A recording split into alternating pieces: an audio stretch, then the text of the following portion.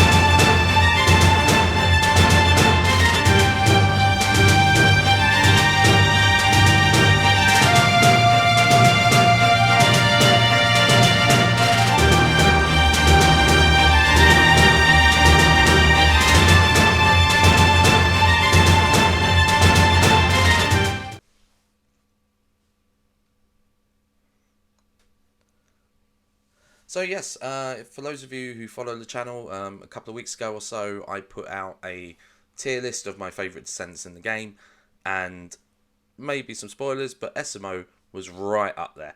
I think he's just a bloody fun character to use.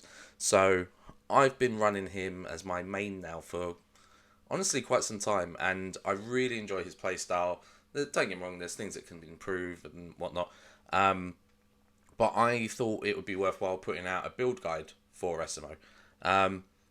Now, full disclosure, I made a video earlier that was due out tomorrow, and then I've just seen that Moxsy's put out his build guide, which I've taken a quick look at, and then hopefully I'll be able to discuss some of the differences between his and mine and whatnot. But yeah, so you've got a couple of options depending on how you want to play as Esiemo. So the main thing here that I have, I'll just run you through a couple of the quick differences between them. So with Moxsy's build here, I've had to leave one thing out, which is skill range on this, just because I didn't have the slot. But as you can see, I have basically maxed out my Esiemo with all the different things. But so I've got Moxsy's guide on here, his build on here, and I've tried it out. A lot of fun, very good for bossing. Now, with this one, I'll just quickly pop some people in. Should have prepped. Right. So, the key thing here with Moxsy's build is it's all about this cooldown down the bottom. So you can just keep firing out different missiles and mines or whatnot. And the more mines you have on, given his Transcendent mod here, the more bombs available, the greater the damage inflicted, which means when you blow them up, you get an awful lot of damage come off of them. Now, like I say, I've tried a build sort of similar to this before. I've just put Moxsy's build on, I've run it a couple of times.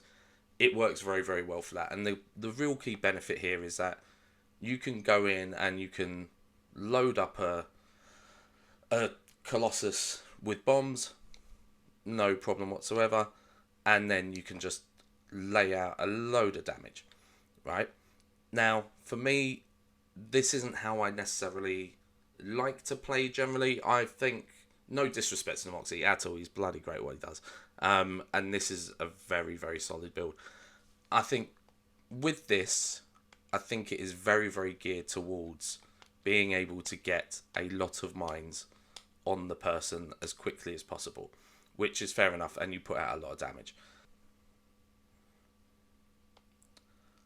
So if we come into my build, what you'll see here is I have not quite as much on cooldown, but I've gone a lot more into a lot of the kind of different skill power modifiers. And what that ends up doing is you have a lot more down the side here, around 120% fire skill, and then 61% tech skill. So only 8.1% skill power, but what I've ended up doing with this tech skill power modifier as well. So there's an awful lot going on in terms of just raw power with him. And another thing I've done as well down the side here, I've gone for the Slayer processor set, which gives an extra 26% skill power as well. Um, Also, part of the reason I use him as well is I quite like gunning characters. So general rounds capacity helps. I've got a one of these reactors that works with the enduring legacy as well, which really helps. Fire skill power on here too. Now, for me, the main difference is if I just shoot one of the mines on this build with Moxsy's build, blow it up, 267,000 damage. Whereas on my one,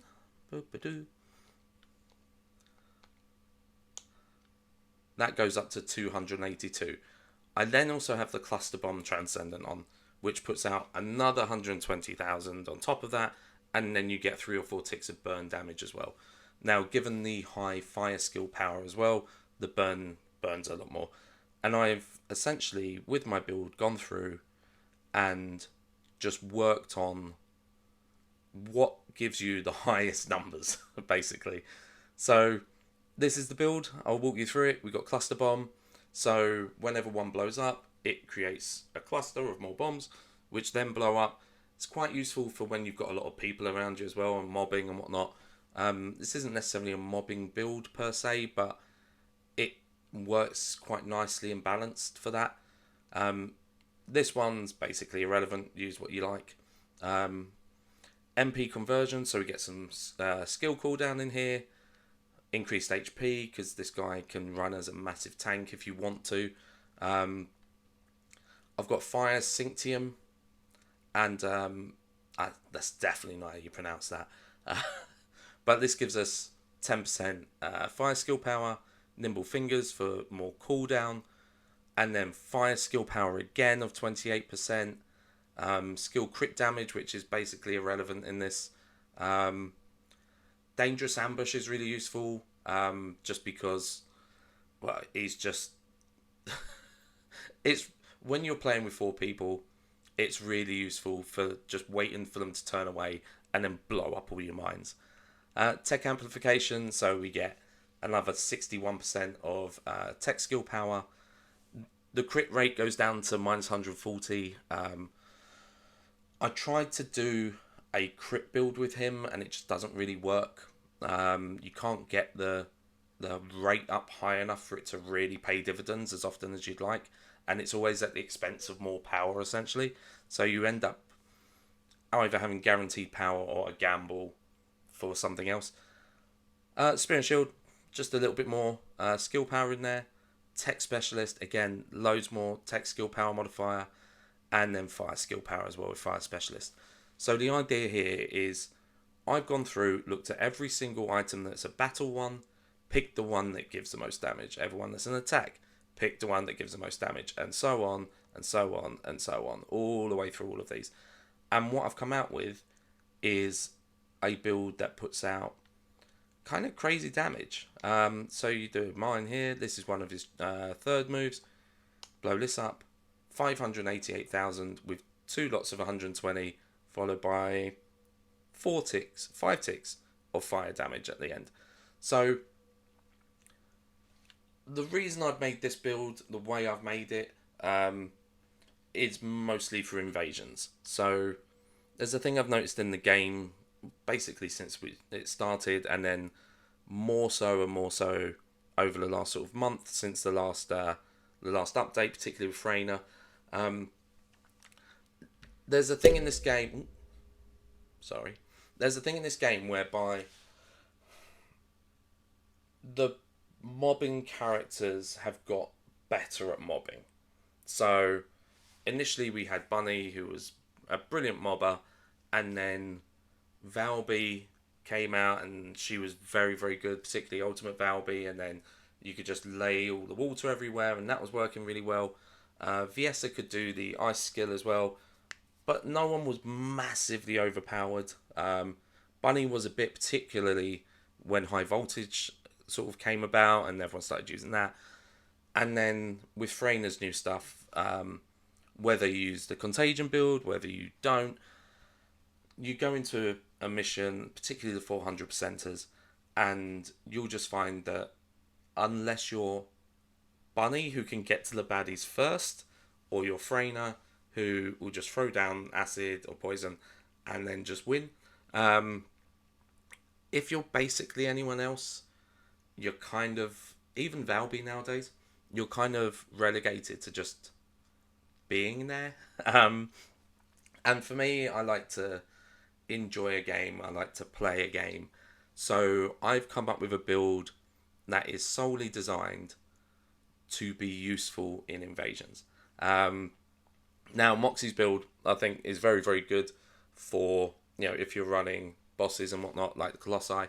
Um, this build I've made is predominantly so that you get to the end of an invasion, you get the big boss, and you can run in and just blast them. Um, Particularly if they're focusing on someone else, you can use a dangerous ambush, get an extra 26% or something. And I just find it's really fun as well. There's something quite enjoyable about a load of bunnies and Freynas running around, and then you have Esiemo just do his little, what's it called? Like, little wave, blow up the bombs, and then the baddie's gone. So I particularly really enjoy that. So hopefully this build has helped. I'll put out any more if I find that things have changed. I think the main reason why I really like this is, as I say, when you go into a boss battle at the end, you can literally just run at the boss, blow up, and then set off all your bombs. So I'll give you a quick demo. If you load up the boss with all your mines, I would always recommend doing the triangle ones last. But if you hit his fourth ability, blow that up, with this he becomes stronger, and then you get crazy numbers off of this. So even now the fire burning damage is doing 10,000 more than it was just now. So his where is it?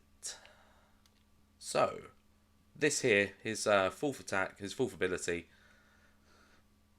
when he hits the boss at the end, he grants himself madness, right? Now, what madness does, for 14 seconds, your skill power goes up by another 25%, your firearm attack goes up, and your movement speed goes up. Now, what I like to do is when the boss comes out, let's just refresh that.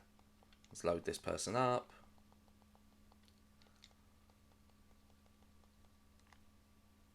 I don't have big enough range on that, but you load them up, bush, and then you get that extra 25%, set off your bombs, and then you just make crazy damage in there.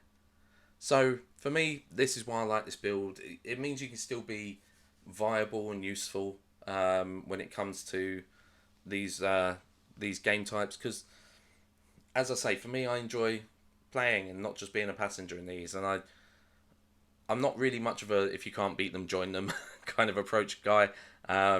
So my idea was find another way, and this is what I found. So hopefully this has helped. Let us know in the comments if you have any suggested changes, or if you like using SMO, if you think I'm mad. But yeah, and go check out my tier list and see why I love him so much. Alright, well, it's been an absolute pleasure. Thank you very much, and we'll see you next time.